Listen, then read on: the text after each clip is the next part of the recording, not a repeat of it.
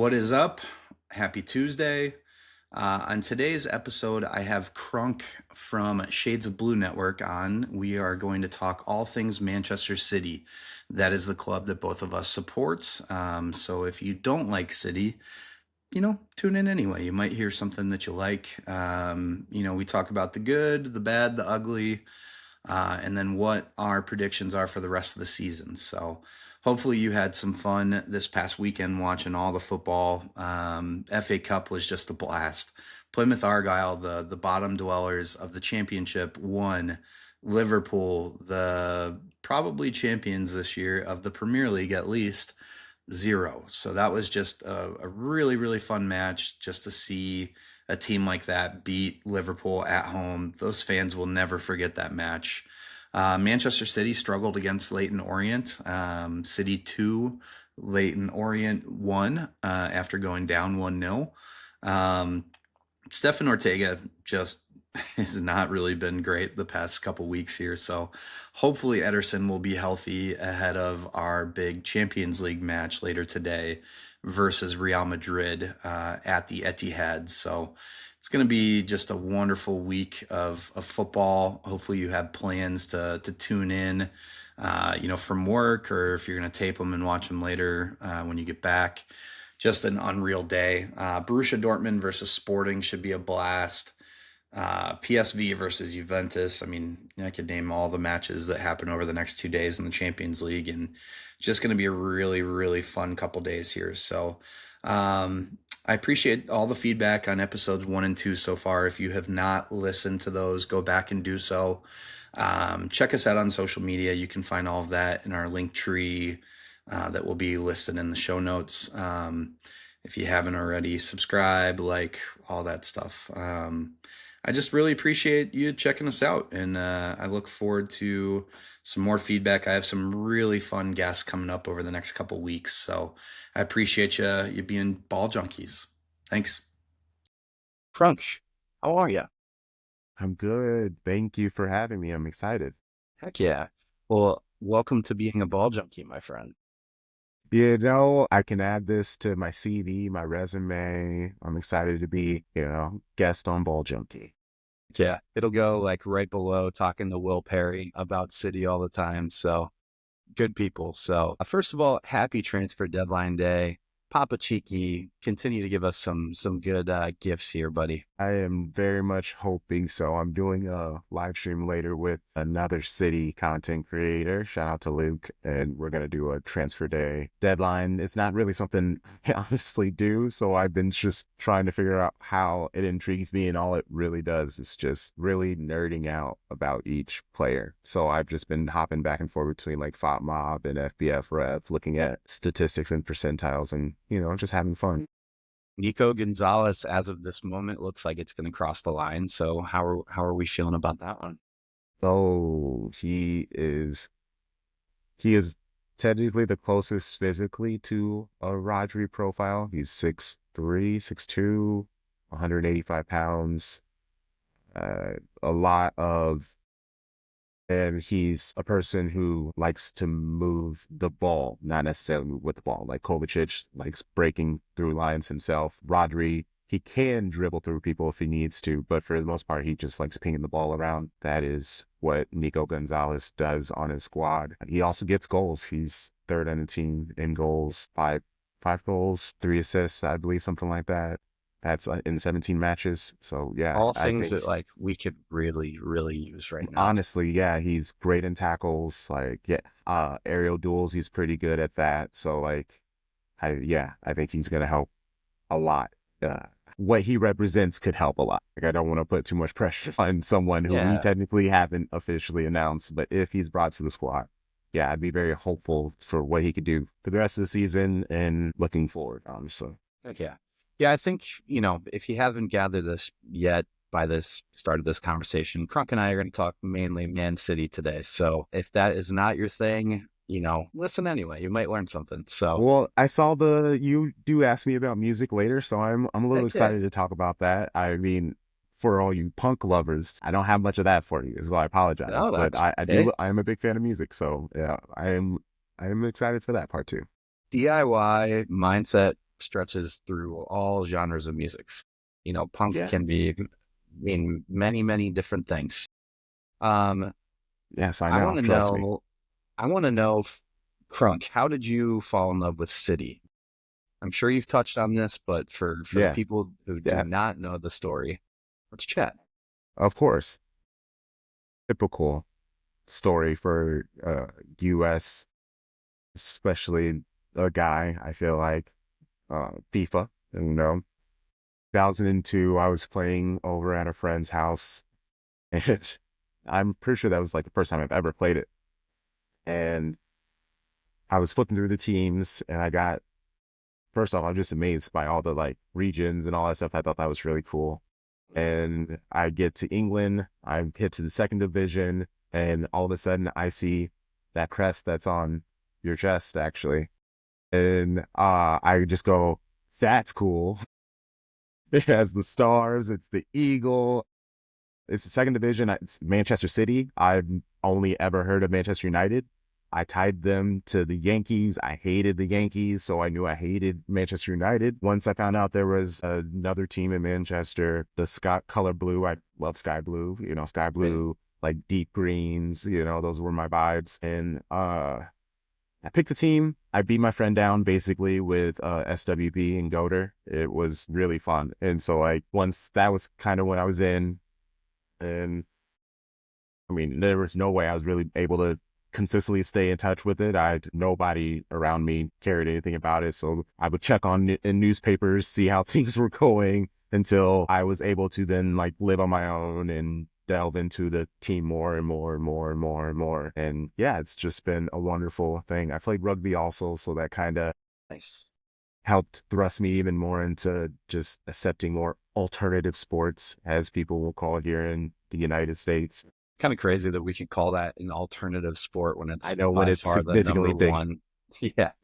It's been really cool, like since that. So that era is right when I got into City as well. Like I remember, when video games, like I'm 38. I don't know how old you are, but I feel like that was like the start of the glory years for video games for soccer. Like, Yes. seeing an American like Claudia Reyna on that, era team, like we didn't have much, but what we had, we were very proud of. So, Yes. and honestly, like if it never got better than that for me, like my level of fandom would still be the same. Like it's been really nice to have the successes that we've had, and it's something I'll never forget, but like that's not going to last forever. And, we might every now and then be able to do that, but like to expect that we're going to win four in a row again or win a treble, like those are just things that don't happen like much, if ever. So think this year I've really tried to be in the mindset of like, all right, think back to like when you first started supporting this club and like your level of fandom at this point in life is a little bit different and following the team every day and like yourself, I'm sure we listen to tons of City content and you produce a ton of City content. So our lives are, we're thinking about these things over and over, but it's cool to remember that era and like when you fell in love with that club and those crappy Reebok jerseys back in the day and like everything that comes with that. Like I've been looking, at all these sites that have the throwback jerseys recently. I'm like, those are so ugly, but like I feel like at some point I need to pull the trigger because that's when I fell in love with that team. So I might have to do an SWP with that era. So let's talk a little bit about yesterday. I know it's fresh. Man City women and men both lost to Arsenal in very disappointing fashions. Probably at least the women made it a little bit interesting. City did for the men a little bit in the early second half, but that didn't last very long. The men, how weird has it been to see a team that we're so used to being just mentality monsters just be the exact opposite? That's like the downfall this year. Yeah, it's been tough. Last season we kind of expected that. Last year all last year we were calling it the vibes season. We're just here for the vibes and experience lots of success. That's great, we experienced success and we were hopeful for this year, but also we thought more moves are going to happen in the summer. kind of didn't. I went to two of the preseason games, and I know you can't really read much from the preseason, but being able to go to, the practices, watch the players do their thing, I was hopeful about Rico and Jemiah Simpson Pusey. I mean, you could kind of tell that not he was just sent away to like Stoke or something like that. But yeah, Jacob Wright. oh yeah, that's no, I'm thinking of a defender. But that's also the point. Like, I don't know why my brain is melting on him. He didn't look that great. It's early. I'm gonna be honestly honest. Like McAtee, I get myself in trouble a lot like that. Like you can see he's getting there, just like Maximo Perone. You see that he's getting there. We have a bunch of players who are like close, but they can't help us how I think Pep would have liked them to by now here in the season. And even Phil Foden starting slow. Obviously the loss of Rodri, but we're so late into the season, you can't really use that as an excuse anymore. Right. Yeah, it's just been, what I like about it is Pep is doing the thing where he's like, it's all my fault. I thought we could keep these players. I thought they had another season in them. I thought we didn't, you know me, I don't like doing the big squads. I don't like having to make these decisions. And it's all coming to just bite them in the butt all at the same time. And it really does happen like that. And what you need is just the office to do their thing in these next couple of windows and bring in true reinforcements that can help now and in the future. I think they're doing a good job at that. A few more of them, if they want to bring in that speak English fluently, or at least enough to have a conversation with, that would be great, Or at least on like a very accelerated learn English, like, 305 class, like Yes. third level, fourth level, like Kusanov, from the time that you leave the training ground until the time you go to sleep, we're going to be working with you, buddy. Like, Yeah. it's so that touches on a good point. Thank you for I'm bringing just that up. laughing because I've been saying whoever is the Uzbekian translator in the Manchester area, if there is one, if I was close to Manchester, I'm sending them my resume and I'm like, hire me. I got you. Manchester City, it's going to cost you because Yeah. I'm the only one in the 100-mile radius, but let's work some things out. So shout out to whoever that person becomes, because I assume they are being paid very well. I'm sure it's an interesting time to be a City fan, and we don't see too many 5-1s against us, but I think that game yesterday kind of broke my heart a little bit because the players, that were making those mistakes like early on, like I love Manuel Akanji, but I feel like Manuel has reared his head a little bit, and I feel so dirty saying this because I love the guy, but John Stones, like, maybe us crying out the past few weeks, like, we just need to get John fit. Like, maybe we let Kusanov figure it out for a little bit until everyone else is back and fit. Like, Ruben Diaz doesn't look like he's, going to be back maybe for a couple weeks yet. So, Ruben, please just sit in a cryogenic freezer for a little bit, buddy. Come back to us. Do whatever you got to do. So, tough question for you. I know our fan base, there's people that are level-headed, that realize that we've just done some things that nobody else ever has done in England and can have a level head about it. You have other people that are screaming Pep out, which I think is just ridiculous. It's like saying Bill Belichick after his first losing season or rough season. We're still in a fucking Champions League spot. Like, everyone relax. I think it is shaping up, though, that we're going to see an off season like we've never seen before in this modern era, where we're going to have to say goodbye to some players that we love. What heartbreak do you think that we're going to need to prepare ourselves for between now and next summer? Unfortunately, I don't think we need to do any. I think previously City did a great job of getting rid of players when we still were like, I love them. Riyadh. Even, I mean, Sterling to an extent, like, people were really angry at him. I mean, the one I'm still very bitter about is Leroy Sané, but Dude, me too. honestly, it's because he made the wrong decision. He is the one, and Yeah. I get it's family matters. I don't want to get into all that, but he's the one that actually, when people are like, bring him back, I'm like, no, he chose to leave us. It's not like we were the ones who sent him away too soon or anything. We wanted to do everything we could to keep him. And he was like, no, I got to go to Bayern. I got to go be the face of Germany and get my fashion thing off, because Pep was, I will admit, back then he was a crazy guy, you know. A little bit more ruthless. Yes, he's relaxed a lot, and that's kind of one of the things that I feel like people are understanding. Yes, he's gotten more rigid in like his expectations, but in itself, in the play, it's all up to the individual, the player, how much passion. Talks about that all the time. Passion, that fire, and the John Stones used to have that. He doesn't have that anymore. In like the match, both goals that he surrendered was just him backpedaling, making himself small so he doesn't get a handball. Who cares about a handball? Yeah. You're a defender, defend, step into it. Make him have to adjust. You just got in the way. You act like as a passport into the goal. Like I called it. It was pathetic. It's passive. I felt embarrassed. Like truly. And I, in my response on Blue Sky, I feel like everybody was like, dang, we actually feel bad. Because normally they're like dunking on us. They're just like, hey, yo, Shades of Blue. And really, there was nobody. Everybody was just like, hey, yeah, between the men and the women, y'all just got beat down. It was kind of sad on both ends. So it is what it is. And won't miss people because we want them gone now, as opposed to the previous people.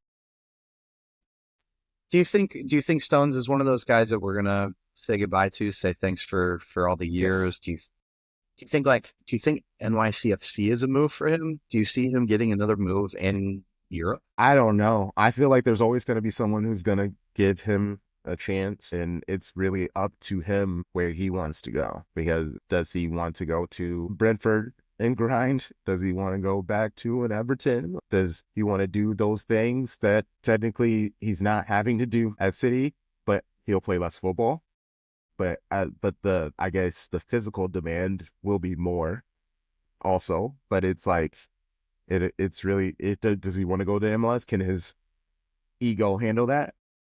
Yes, we all are aware that it's a step down, but also it might be good for him. Same thing with Raheem Sterling. I've been hearing same thing with Kevin De Bruyne. I've been hearing a lot about MLS.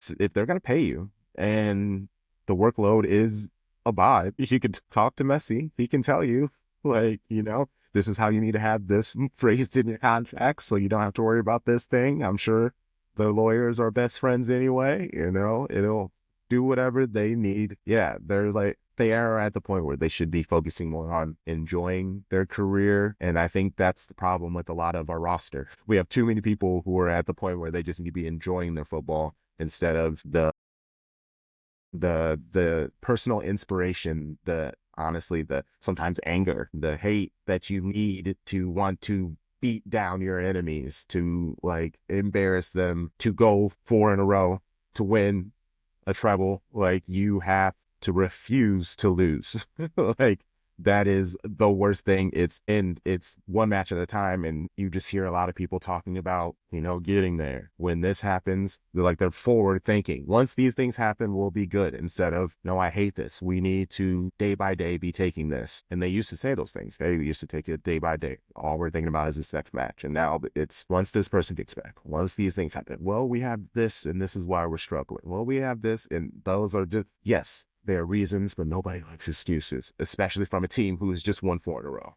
Yeah, I think, obviously this is not something new that we hear, but like Pep is a very demanding manager. And at some point, you're either needing to fully buy in, or if you are at that point in your career where you're looking for something that's a little bit more the twilight of your career, like MLS is a good spot for that. And there are worse places to play in the world than San Diego. Like, Facts. Kevin is my all-time favorite City player. I'm sure there's a lot of people that feel that same way. But I feel like in the last month, we've seen glimpses of like fully fit Kev. And if he can tap in more to that, or buy in and be a super sub, 20, 30 minutes. But like, you and I both know Kev is if he's fit, he wants to be on that field, and he wants things to come through him, and he's very passionate on the field, and he is fiery. But you got to have an honest conversation and say, do you still have this in you?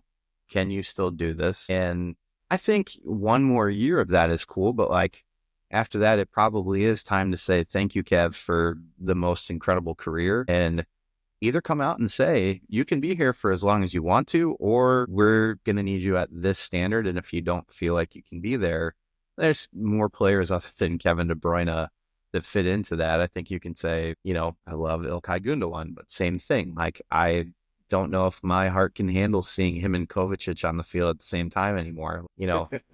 I'm a 38-year-old guy who works in beer, and I can give you like 20 seconds at a pretty respectable Gundogan rate, but I feel like he might have 20 minutes of that at this point, and I would love to see him be a coach for City. I don't know if him at City for another year is the most incredible move for us, but he's a legend. I got to put some respect on his name. Yeah. It's just, these are the things I'm thinking yesterday. Like, when you see it 5-1, I went from being very annoyed and angry to thinking, all right, so we have a FA Cup match this week. This might be a good slice of humble pie for our club for the next 2 weeks to, stew in this until the next Premier League match. And I really hope we see a lot of kids this upcoming weekend. I want to see Kusanov. I want to see Vitor Heisch. Like, I want to see, Holland get some rest. I want to see Simpson Pussy. Come on, buddy. Like, put him in. It's frustrating in a season like this. And you touched on this in your preseason talk. Like, I want to see Oscar Bob. Like, he looked like he was going to be a world beater for us, after Yes. the preseason. How did I even And forget about mentioning him? Oh my gosh. Yes. no, I got you, my friend. Thank you. I was kind of the same way. Like, I feel like every preseason you watch these kids and you're like, all right, like, if they can get some game time, like, you see that there's something here. And obviously we're not at training every single week like Pep is, and there's no one in the world that's better at seeing talent and maybe helping talent. Maybe there are others, Cole Palmer would suggest otherwise, but, you know, giving kids the chance in a down season has been like my biggest frustration. Is we're crying out for people to run around the midfield and just give us some legs. Stop being a sieve in midfield. Like, it's the most frustrating part of this season. So with a couple of these signings that are being rumored, with the needs that we have going into the summertime, if there's one person out there that could potentially change the next 5 years of our midfield, is there someone that Crunk is just dying to bring in and put on a City? I mean, the two people that I don't think it's going to happen, but yeah, it's Verts or Musiala. Like, those two. Verts would fit the team the best, but Musiala is a game changer that could, like Holland, right, is, just recognized as just a pure baller. And in his essence, you have to kind of respect what he does. He definitely needs to think more about his team, and then Verts needs to kind of realize he is uber talented and take games more by the scruff of the neck. So, I mean, I guess you kind of just pick and choose what you want. I need Musiala just because we need more people like him, like Marmoush, Phil Foden of last season, people who see this open space. Like, we have Kovacic is a person who is making these long runs and wonderful goals that KDB used to do. And he's not much younger than KDB. So it's like, that's not good that's our guy who's doing our rampaging runs down the middle, our Yaya Toures. Like, that's not great. So I'm just hopeful for the best. Joshua Wilson Esperanto is the person I was thinking about earlier. Yeah. Simpson Pusey, he's given him his chances. Our problems are we're getting our butts whipped in the aerial duels, the first, second, third balls. And from there, we're all scrambling. Cross pitch pass, it just opens us up even more. And then it just gives the attacker on the other team just all this time and space to pick us apart, which they normally do at a terrifyingly efficient rating. And so if we could just figure out who can play with passion, with height, with strength, like whoever those people are, if that's Kusanov, if it's Hayes, if it's anybody else, I would like it if it was the players that are currently on the squad right now, but it doesn't really seem like that's them, any of them, really. Yeah, I think I have a white beard hair that has sprouted every time that a team has just crossed on us, and just our fullbacks are somehow just in the middle of the pitch, and there's just 30 yards of open space for them to run and tear us apart from. So there's quite a few in here. It's been a thing. How are you feeling about our prospects against Real Madrid for the thousandth year in a row in the Champions League. At least they're struggling too. I think Rudiger just went down. Mhm.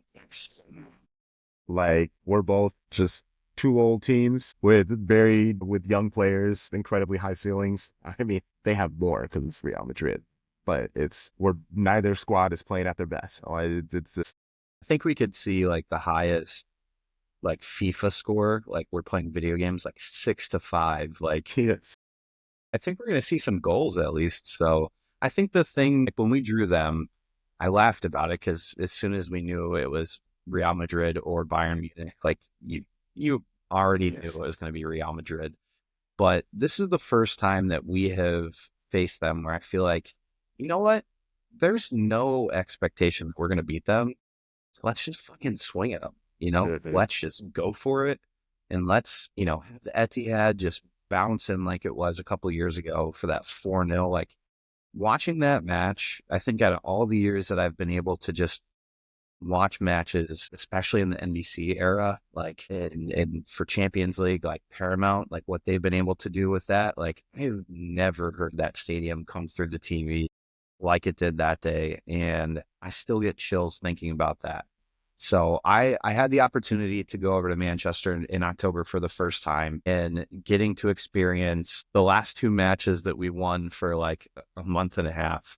But just to get to feel the atmosphere there against like a Sparta Prague on a Champions League Wednesday and, an evening match against Southampton, it was incredible. But like, you're not talking the top teams of the world that you're playing against. So I can only imagine when there's a ton of pressure on City against a team like Real Madrid, like everyone wants to see our club play a team like that. So I don't foresee that being an issue for the Etihad fans. So go get the pints in at Mary D's and then be rocking, everybody. Please and thank you. So you had the chance to go to a couple preseason matches. Have you been over to Manchester yet? I have not, but I am going in March. So That's right. I'm super excited. I'm going to do a week in England, go out to a men's and women's match, and everything else. I'm going to try to go to as many games in the Pyramid as possible. And grew up playing rugby, so I'm going to try to go to as many rugby games. Try to have, I'm going to do all the quintessential English things. I have been able to make some really amazing friends. In the time of Shades of Blue, yes, but even before that, thanks to FIFA, just like playing those random games, I've been able to link up with a couple people from over there. And yeah, just also building with Shades of Blue, I've been able to make some really cool friends in cool places. So hoping to take advantage of that and shoot some fun content in some cool places and do some fun things while I'm over there. Yeah. So do you have like down the pyramid, is there a team that you're like really, really wanting to go see? No, like respectfully, like I just want to go. I mean, obviously any of the like the Stevenage, the Rochdales, like I like things like that, like the names that back then where they those names really hit once upon a time. Like yeah, those are the types of places. But honestly, I'm not too I'll be willing to stop and go anywhere to any squad. So that's what I'm trying to say is like, I'm really up for any, like I'll do Sunday league, non-league. Like I want to do all of it. Yeah. I had the same feeling. I always knew that when I went over, I wanted to see a lower league match. And while League One isn't too far down the pyramid, we went to a Stockport County match, and that was so much fun. It was one of the highlights of that week for us on a Tuesday night against Northampton Town. Let's go. Dude, really cool pub around the corner. So if you're a free agent and there is a game for Stockport County, like it's like, I think we paid £14 for the ticket. Like it was incredible. So really good people down there. You can wear your city stuff and you're not going to get harassed that much, I guess. It was just a wonderful experience. So out of the things that you're looking forward to outside of football while you're there, what are you looking forward to trying? I'm a big like food and drinks person. So really just trying all the different foods, traditional, non-traditional. Yeah. All of it, like all the different pies and specifically like Northern gravy. Because I grew up in the South. Like my prime years of my life were in the South and they love their gravy down there. So like that Man City also loving their gravy. I know it's a completely different gravy, but I'm excited to try all of those things. Like, it's so many things. It's also like nothing. Like I'm going to go there with no expectations. I'm just like I just like experiencing things, especially because it's all new. So like, yeah, I want to go anywhere and Yeah. everywhere. Steak pies, dude, changed my life. It's even in the stadium, man. Like, shout out Etihad. They have unreal food there, I heard dude. that. Fish and chips. Like, I know we both live in the Midwest. Like, Friday night fish fries are a thing everywhere around the Midwest. Fish over there, That. so you're gonna have some fun. I also know from following you, you're a craft beer lover. Mhm. There are some unreal breweries in Manchester. So shout out Yes. Track Brewing, Sure Shot Brewing, Cloudwater, like hook Crunk up while he's there. They have some of the best beers I've had in the past couple of years. For those listening, I do work in beer for my day jobs. It is that was high on my priority list, outside of seeing some city matches while we were there, was experiencing the beer culture. So you will have a Yes. great time. That is good to know. Also, you're a football lover, so classic football shirts is a must-do when you're in Manchester. Yes. That store will Yes. blow your mind. And there's a bar in the basement with craft beers, so best of both worlds. So, heck yeah. Dude, I'm excited for you. So, who are you seeing while you're there for who's City playing? Brighton. Nice. And then, man, I can't remember who the women are playing. But luckily, it's back to back. Like, I want to say the match against Brighton is like the 15th, 16th, and then the women's match is like the 16th, 17th. It's the next days. And so that's really just, I think the women's match is against West End. Nice. And so, yeah, but that's in That's awesome. London, but I have a buddy that I'm staying at in London. So, or I'm going to base myself in London. Okay. So I'm going to do 2 days in Manchester, and then the rest of my time is open. I'm still hammering out a like itinerary because I'd like to go up a little bit more north, and then go south from there type of That's vibes. Yeah. awesome. That rules. I'm excited for you to go over there and experience that. So are you a city shirt collector? Like, I've seen you wear many city shirts. So obviously as fans, we have shirts, but is there, like, do you collect outside of Manchester City, like shirts from other clubs? Not specifically. When I first became a City fan, especially because where I live, it's very small. I always watch games alone. That's kind of what I've always done. I used to go to, it's a regional grocery store called Hy-Vee. They have restaurants inside them, but some of them have added bars. So all of them around me all have bars. So I'll go and I'll belly up and have them turn on the TV to City games. So that's what I did a lot when I was younger. And I did that for a good like 5 or 6 years until I found I would still do it, but that's when I finally found out about Man City Twitter, football Twitter. And that's from there. That's when my friendships and relationships and honestly my love for Man City grew also because I had other people that I could bounce these ideas and different experiences of how they became fans and actually being able to connect with people over in non-Americans. Like that's the coolest part because, talking about cities, one thing, and you hope to instantly connect with Americans. But like it brings me big pride that like our listeners, our numbers, it really is like half America, half non-Americans. And so that there is this sign of, I feel like we're doing something right. If Definitely. our numbers consistently are non-Americans listening and contributing and trying to add however that they can. So yeah, it's just trying to give your perspective of the game as uniquely as possible is kind of what we Definitely. just try to do. Well, in Shades of Blue, like, you guys put out probably more content than any other podcast group that covers city. Like, you guys cover way more than that. Like, I'm also a wrestling nerd, so I appreciate you guys, dipping your toes there too. Like, it's cool how much content you're putting out. And it is different from everyone. Like, I think that that's very important. And listening to the same breakdown of games every day, like, that gets old. Like, especially after a game like yesterday where the mood on these things is just so down. And it's like, all right, Mhm. everyone take a step back, have some perspective. And like, I have to put myself in that mindset after a game like yesterday where you could either like go all in on, fuck, we just played so bad and like, it's going to ruin the rest of my week. Or you can just say, you know what, with some perspective, yeah, we got our asses kicked yesterday, but we've done that to them too in the past couple seasons. Like, they still have come in second behind us the past few years. Like, it's okay. We're going to lose some matches. We're going to lose to teams way worse than that. 5-1, probably in the next 2 months, and that's going to be okay. So, no, I appreciate you guys doing that. So, little Yeah. Royal Rumble. Well, well, I'll gladly go to that real quick. But what I just love doing is because, yeah, we played like crap and we struggled, but it's like, yes, but why? I'm a solutions-based person. And in my essence, I like just figuring out solutions. Yes, feel your feels. Like, you always have to do that. I'm never gonna tell someone to not feel your emotions. But if we want success, let's talk solutions. Let's find solutions. Let's move forward. So that's what I really like doing on our pod is, yeah, let's feel our feelings, but let's get somewhere with this. Everyone crack a beverage, drink it, make yourself feel better. It's going to be okay.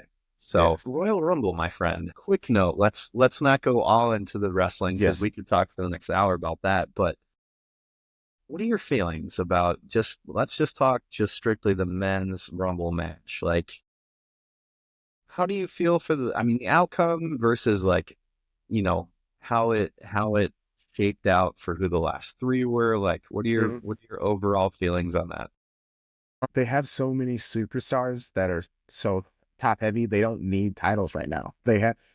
Everybody always talks about Triple H, Paul Levesque, his long-term storytelling. And that's what the Royal Rumble told you. Even in the first 10 people, it was like Chad Gable and 5, 6, 7 luchadors. Like that in itself is a story. And that's telling you really what Chad Gable's gonna be doing for the next whatever. And whether it's storytelling the future or kind of letting us know at the end by the final 10 or so people who we know who are going to be the most important people. We saw a lot of conversations that are going to go forward. And Jey Uso, he is now, they made him sit, Michael Cole say it like a million times, he is now truly the main event.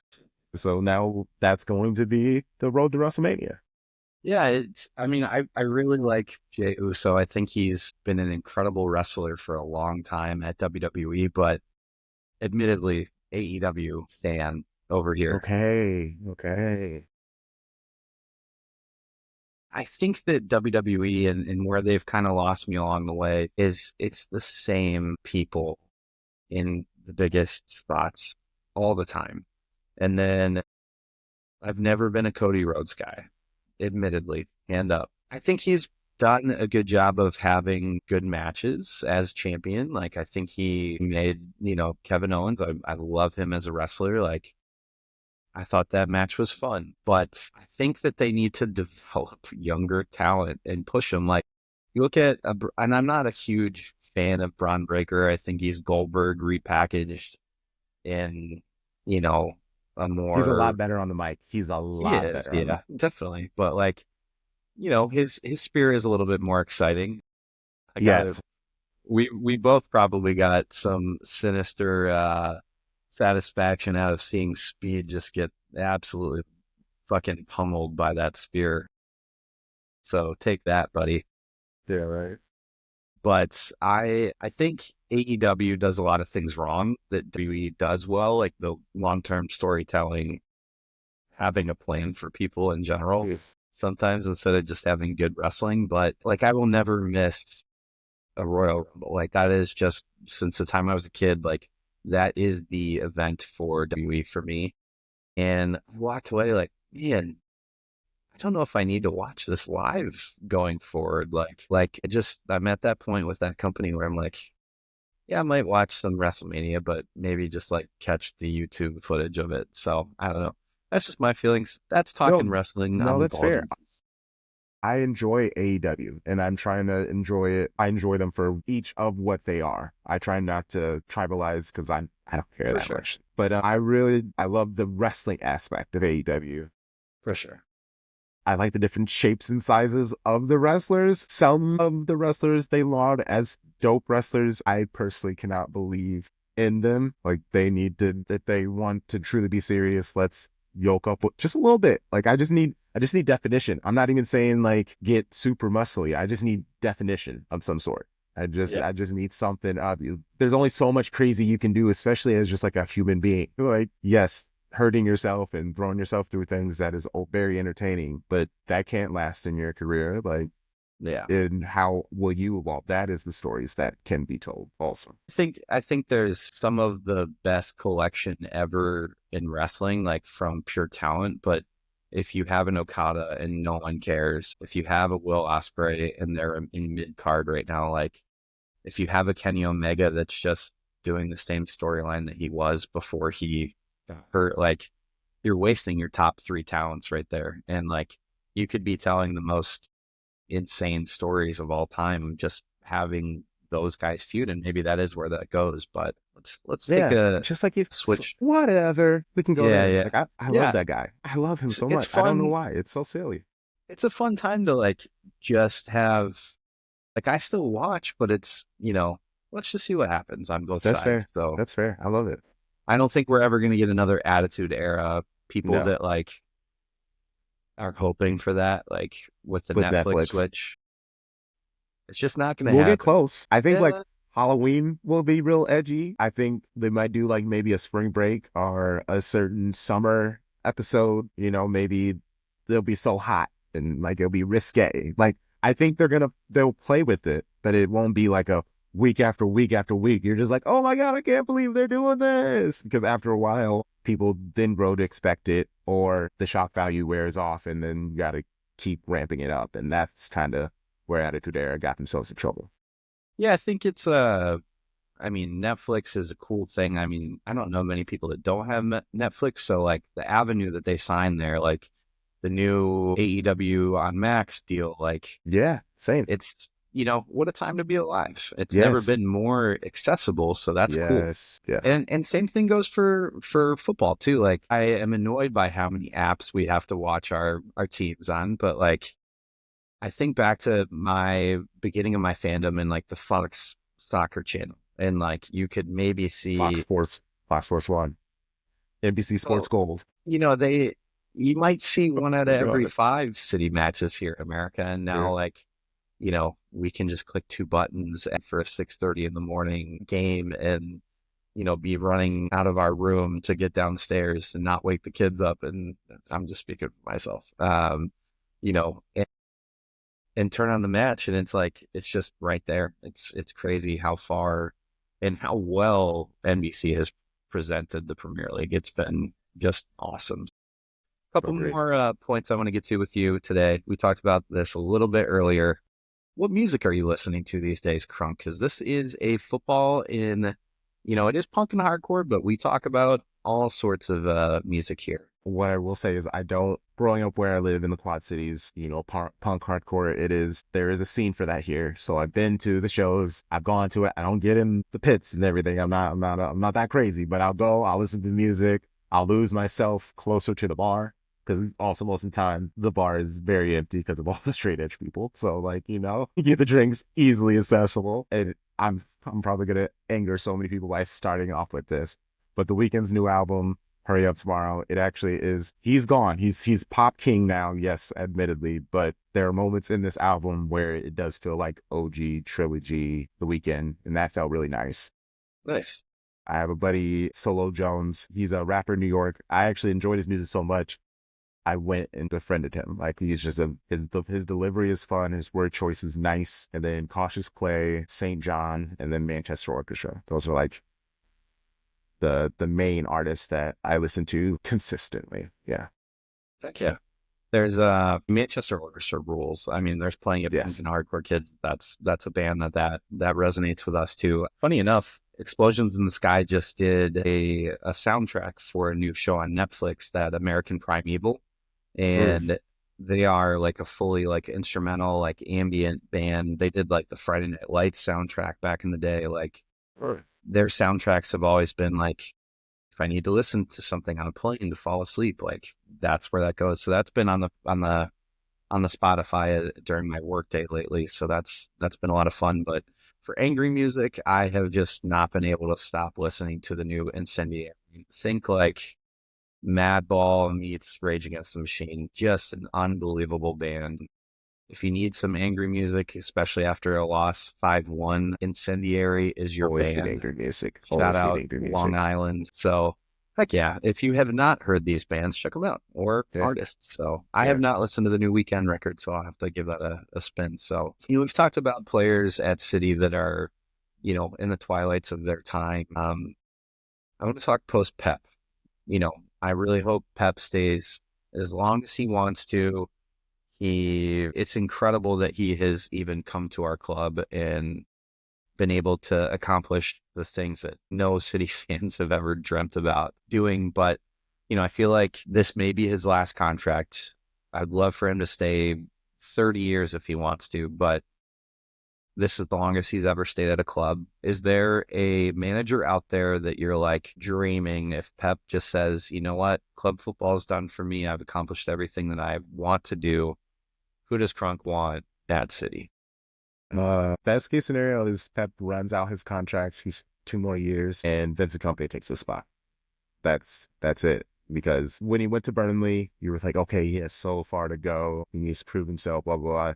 Then bing, now he's at Bayern. And that expedites some things. And if he's able to do 2-3 more seasons with a top club in world football that's winning things, they're struggling at moments. So that's putting him in other situations and then having to deal with the bright lights. Coming to England, he would be welcomed, but also, if we struggle, he'll be killed as well because that's just English media. His style is similar. He knows the culture. Honestly, we kind of need some intensity, and he's intense. Like the segments that were flying around on that Burnley doc of him like losing his shit and basically just calling everybody losers. Like, are you guys okay with being losers? Like, we need people to say that. And Pep is saying those things, I'm sure, in the locker room, but he's been saying it for so many years. It just unfortunately doesn't resonate.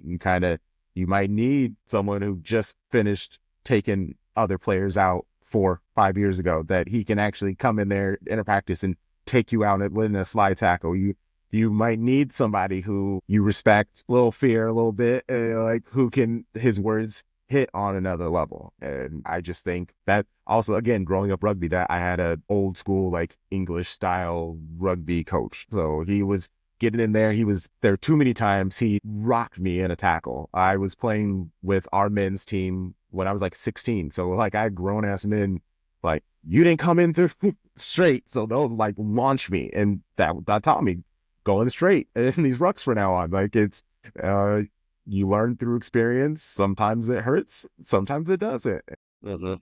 We kind of, and also it'd be good to have somebody who is learning naturally, but we can also have the expectation to win. Yeah, I think Vincent is my wildest dream manager too. Yeah. I've said this, like, he is my favorite captain we've had in my fandom. And I think, you nailed it. Like, you watch that Burnley doc. For those of you who haven't, it's on Peacock. It's fantastic. But he is getting that experience, and what he's been able to do so far this year at Bayern is just, I mean, he's got them, I think, 8 points clear right now. I don't know if Leverkusen won yesterday, so I think it would be down to 6.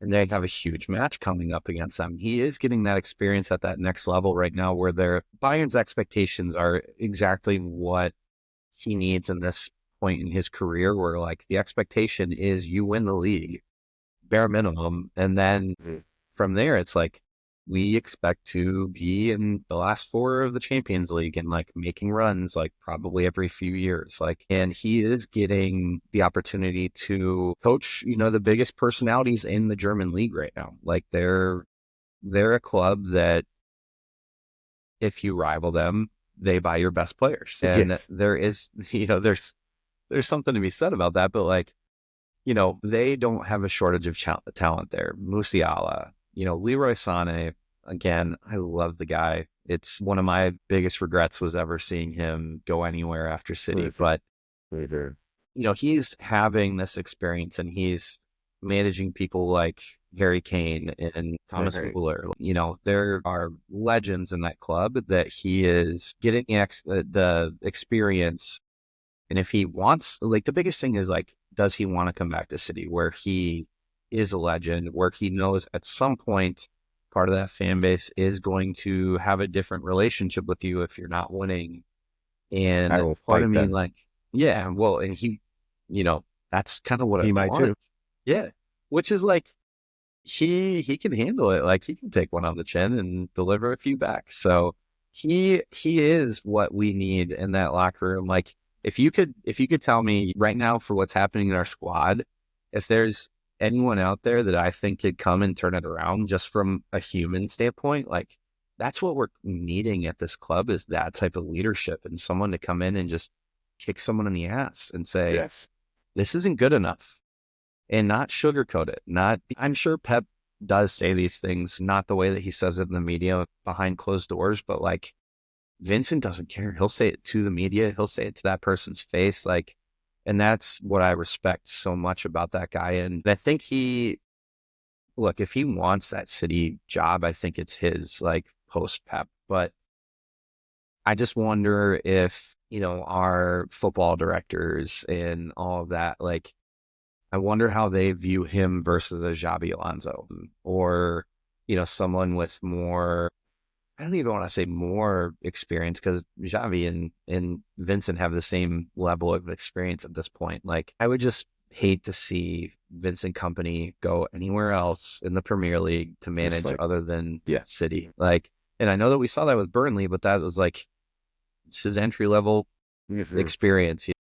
He was a lot of things at Burnley, but he was unrelenting and like kind of the same way that Ange was, where he's not willing to change things. But for Vincent, it's like, here's what it looks like when it's working really well.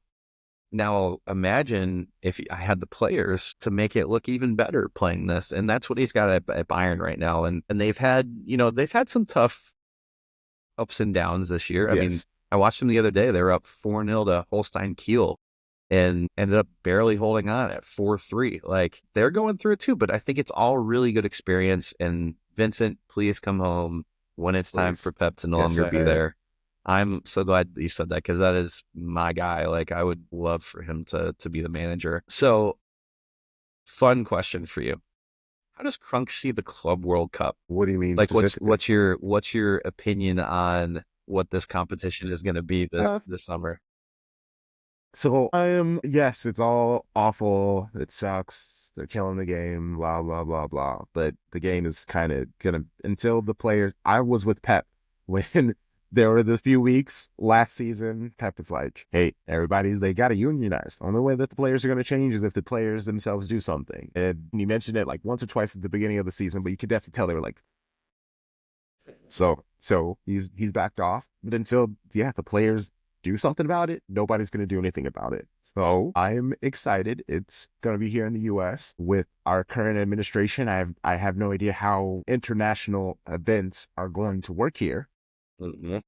That's intriguing. That's the easiest word I can use for it. Preach. Say, so it's like, this is a safe space, man. You can speak you're talking to someone of the same mind here. Yes, the punk hardcore. Yes, that scene is very, understanding and empathetic. I love it. Yeah, that's really the thing that worries me the most about it is just like, how are we supposed to be welcoming the world of football when he doesn't want the world in our country right now? He was in the announcement video, man. He's all in. I mean, that's attention. Like how things look and how things are. That's tyranny, isn't it? That's fascism, isn't it? Like, things look great, but when you actually look behind the scenes, it's horrendous. Yeah. It's so we are taking, I have a 3.5-year-old and a 14-month-old. He will be like a week away from his 4th birthday. He is obsessed with City. He doesn't watch all 90 minutes of every match, but like, he's a kid. Sing City songs. Like, he never had a choice. Let's be real. But he is going to his first match. We're going to the Wydad Philadelphia match, and it's interesting looking at just the Ticketmaster page where you can see like where the Wydad supporters are supposed to be the City supporters, and like everything I've seen so far is like City supporters are buying up the tickets, but the other side are not very much. And it's like, I think you nailed on it. That's where I was going to go with that is how, if you're a Moroccan that wants to come support their club, like the club that they love, just like we love our club, if you can't have these fan bases that want to travel and support for, I think it's going to be a fun tournament. Like, yes, there are a lot of games under these people's legs every single season, but they've known about this for 2 years. This is not new news, but I would love to see your younger players get a Yes. run in, like, especially in these first three matches, like before you get into the knockout rounds. If City can't beat, and they might not, right? Let's be real. Wydad and Al Ain, like, Like they they might gave be us the best draw closer. they could. They gave us the Yeah, best draw yeah. they could. Yeah. And Juventus, like in the third match, like, okay, if we need to see 20 minutes out of Holland for that match, cool. As someone who's buying tickets to go see, you know, the game in Philly, I don't want to see any of the important players. Like, I would love to just see your fringe squad players and, you know, some academy kids get a run. And, like, you know, if you need it for fitness, like in the second half, if Phil Foden needs 20 minutes, but like, dude, how about you go to Orlando for those first week of matches? We'll see you guys For down there. Go sure. sit on the beach, For sure. sip some pina coladas, do some fitness, but like, I would love to see the kids. And I think that would be a lot of fun in a, you know, non-friendly environment to see those guys go play for something and like see what we actually have. Like, if McAtee is still in the squad by then, like, you know, it's right after the He season. will So if be. he doesn't move today, he'll be there. Like, let's see what he is. Like, let's see Simpson Pusey and let's see everyone that everyone's been crying out to see. I want to see Kusanov. Like, hey man, Yes. if you need some English lessons, like, you know, You would hopefully hope by he'll be then, good in 5 months. yeah. In 5 months, he should definitely be able to have some sort of conversations with his teammates. And by all means, City, do not get him any English lessons in Philadelphia. He doesn't need to call water. Pew. But no, I appreciate your time on a Monday. I have two more questions for you. Yeah. What is your favorite City moment since your fandom started? I would say 3-2 comeback to Aston Villa. Mr. Whippy doing his thing, Prime Whippy, because that was our first Shades of Blue watch along as well. Nice. And so being able What a day to to do it. exactly. And we switched entire kits. Like we changed our outfits at halftime. So then watching that happen, and that was an experience. That's the best memories. The best memories are when I am connecting with community. And that's the best. And in essence, that's the best part of football is the community that you get from it, whether it's the team you like or I like that I see another person in any football kit, really. And I just go, if I don't even start a conversation with them, I'm like, this person probably is cool. Like it's just nice to see somebody and have some connection with them possibly. And so with that, and then last April we hosted our first like Shades of Blue meetup.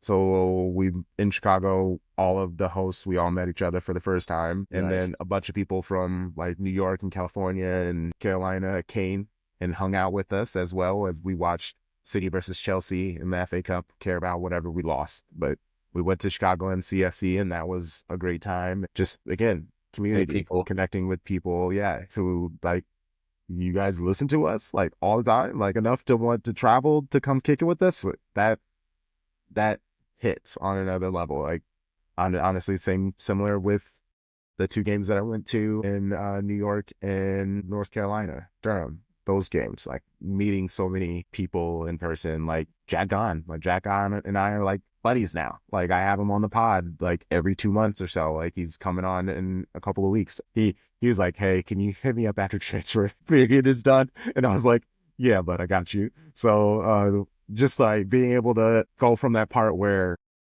you know, I was a lover, a supporter of the game and a fan of Manchester City, but now being able to grow on other levels that people that I looked up to for information, they have now become peers and things like that. That's been kind of the best part of it. Yeah, and that's honestly, you touched on exactly why I wanted to do a hardcore and soccer podcast, like community. I think that's like the main similarity between those two things for me is like you have, like I run, you know, I'm a part of a supporters club here in Eau Claire, Wisconsin. Like sometimes we have 5 people, sometimes we have 25 people that come out and watch matches. And that's like, I feel like when you tap into community, your love for your club or just watching the sport, like a beautiful game, like it doesn't matter what team you support. Like you're just there breaking bread with people and Yeah. you're loving something that resonates with you. And it's the same thing for bands. Like you might love band A, but band B you respect because they're doing it in the right way. You might not love the music, but they're good people, and Right. that's what it comes down to. So last question for you, my friend. If you could have a regen version of any player for City in this current squad, who would you bring back from, into their prime? We could definitely use a company, yeah. Honestly, we need more like Nigel DeYoungs, Fernandos. We need more of those like second tier people, like to respect Joey and Lescott. Like we need some of those guys who are good enough to, they should start, but we also have some really great people in front of them. But when they come on, you're just like, hell yes, I love seeing them. They bring that intensity, that physicality. Yeah. I think those are the kind of the types of players that I would love to bring. Dude, prime Yaya in this team. Like, there's never been a player like him, like in the Premier League. I think that would be just incredible. Dude, I really appreciate your time. I love what you guys do. I appreciate what you guys do. Keep it up. I look forward to having beers with you in person at some point here, hopefully in the coming months. So we'll have to work that up and maybe do your next link up like in the Quad Cities or anywhere else. And I'll come have some beers with you, my friend. Yeah, that's I haven't been up to Wisconsin in a while, so the next step is after for talking about next year, you always have to have your, 1 week, 1 month, 6 month, 1 year plans. But our big thing for this next year is to try to hit more official supporter clubs. Twin So Citizens, good time, good people. I connected Cream, with them in New York. Yeah. So Cream yeah, great Citizens people. too, like Yeah. the Milwaukee Supporters Club. So they're good folks out there. So wherever it is, stay tuned to Shades of Blue. Come out to a meetup, and in the meantime, find your local supporters clubs and go be Yeah. with other city supporters. So, Yes. dude, thank you so much. Of Appreciate you. course. Of course. Thanks for having me on.